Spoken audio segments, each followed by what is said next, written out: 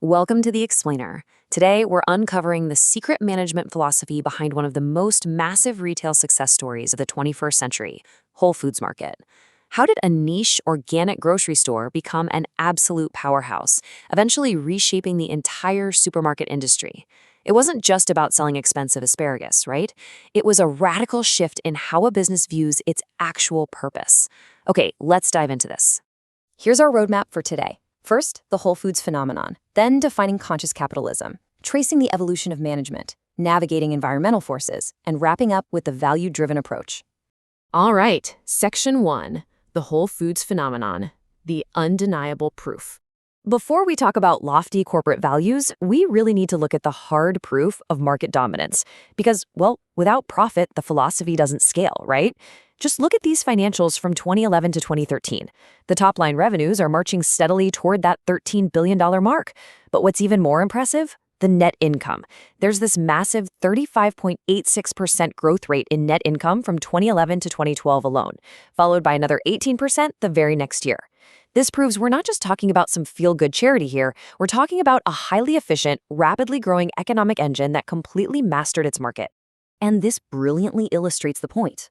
When you compare Whole Foods' trajectory directly against a traditional grocery giant, like Kroger, in the 2000s, the difference is absolutely striking. Whole Foods sees this rapid, dynamic growth, recovering and literally skyrocketing even after market dips. Meanwhile, Kroger's valuation? It remains pretty flat over that exact same period.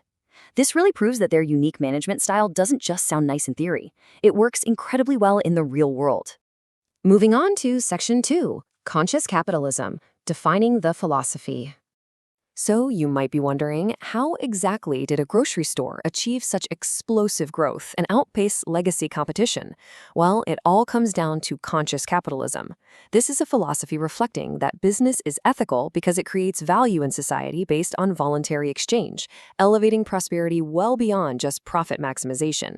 You see, Whole Foods CEO John Mackey realized that the traditional short-term profit-chasing model is actually fundamentally flawed. He argued that focusing solely on profit maximization actually limits a company's potential. True success, instead, comes from creating multifaceted value for all stakeholders involved, not just the shareholders. To ground that abstract definition, let's look at how they actually operate day to day. They rely on 7 core values: selling the highest quality natural products, satisfying customers, supporting team member happiness, wealth through profits, caring for communities, win-win supplier partnerships, and promoting health. But wait, look closely at that list for a second. Did you notice where wealth through profits is actually placed? It's 4th, and that is incredibly intentional. For Whole Foods, keeping shareholders happy with profits isn't the primary objective. Rather, profits are viewed as a natural byproduct of achieving all those other ambitious ethical goals. Let's move to Section 3, Evolution of Management, tracing the theory. To truly appreciate how revolutionary this conscious approach really is, we have to look at how management has evolved over time. You know, we didn't start out focusing on employee happiness. Back in the 19th century, we had scientific management by Frederick Taylor, which treated workers almost like cogs in a machine, focusing strictly on redesigning work processes to increase efficiency.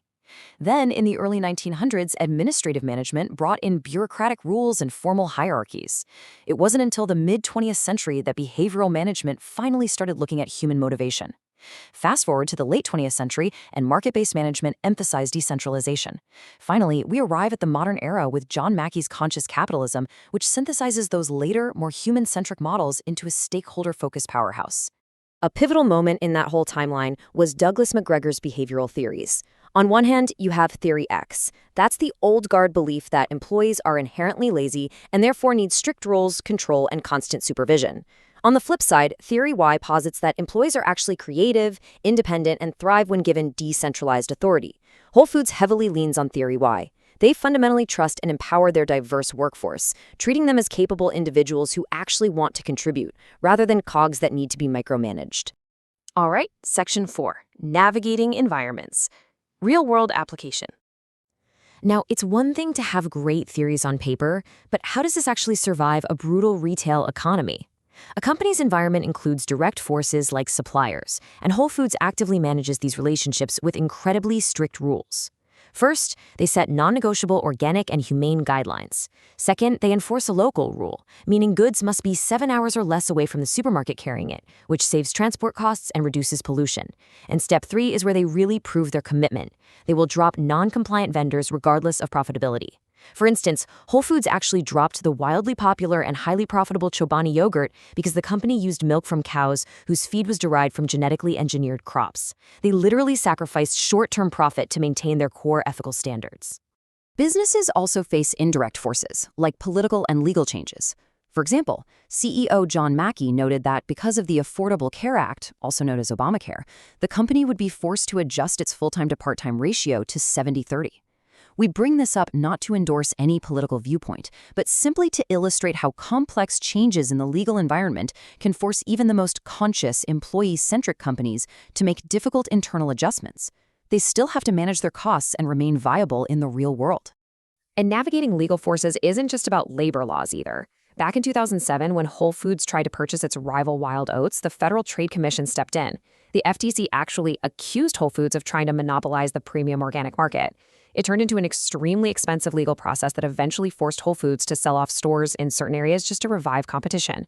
So it's a surprising reminder that rapid growth and ethical intentions don't somehow make you immune to intense legal challenges and complex negotiations with government bodies. Finally, Section 5, Value-Driven Approach, Building Resilience. This value-driven approach is exactly what creates a resilient culture, and the core of that is how they treat their people. I mean, Whole Foods was voted one of Fortune's top 100 companies to work for 17 years in a row. They offer above-average compensation and insist on inclusive decision-making. But perhaps the most fascinating piece of this puzzle is their total open salary transparency. Any employee can literally look up their coworkers' salaries. This is a radical move in corporate America for sure, but Whole Foods believes this level of transparency eliminates secrets and builds an immense amount of trust and a shared mission within the company. So the crucial point is this. Short-term profit maximization leaves a company highly vulnerable to quick consumer shifts and results in very low loyalty. In contrast, long-term value-driven management builds a resilient brand identity and incredibly deep stakeholder loyalty. While conscious capitalism might incur some short-term costs, like paying higher wages or dropping profitable but norm-compliant vendors, it ultimately builds a powerful competitive advantage. Purely profit-driven competitors simply struggle to copy this because it requires fundamentally rewiring the entire organizational culture, not just, changing the product mix. Which brings us to the end of our analysis. The Whole Foods phenomenon proves that doing good and doing well are absolutely not mutually exclusive. In fact, one is the engine for the other. Think about how the principles of conscious capitalism might apply to your own professional life, the teams you lead, or the organizations you support. Thank you for joining me for this explainer, and I hope this sparks some really valuable conversations in your own work, which leaves us with one vital question to consider. Is your company maximizing short-term profits or long-term value?